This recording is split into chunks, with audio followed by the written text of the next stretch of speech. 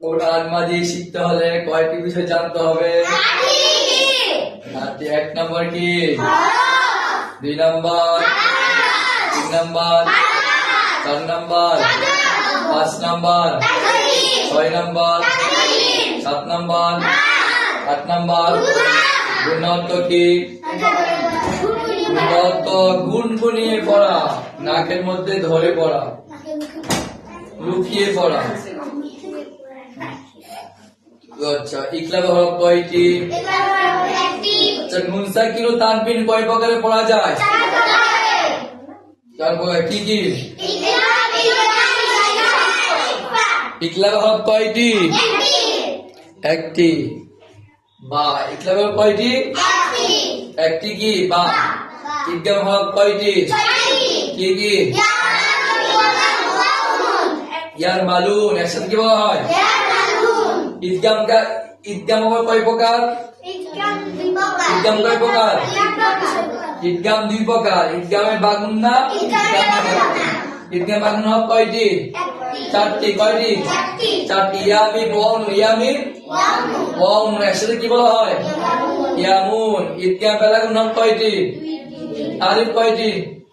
কি বলো?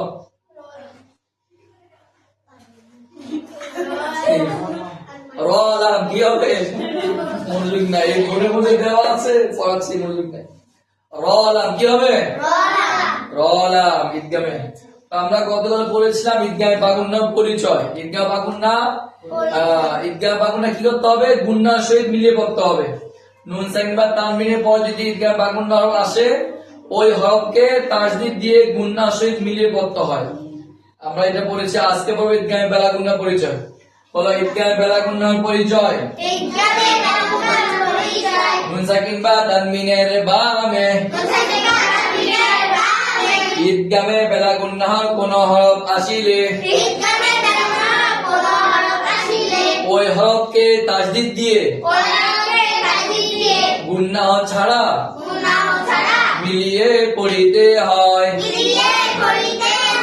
যেমন আল্লাম, আর-রাআহুস্তাগনা, গফুরুর রহিম।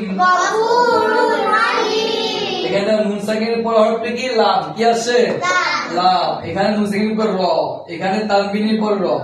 অর্থাৎ নুন সাকিন অথবা তানবিনের পর যদি র এবং লাম আসে, তাহলে এটা গুন্নাহ ছাড়া পড়তে হবে। তার নাম হবে ইদগামে বাগুন্না। ইদগামে বাগুন্না।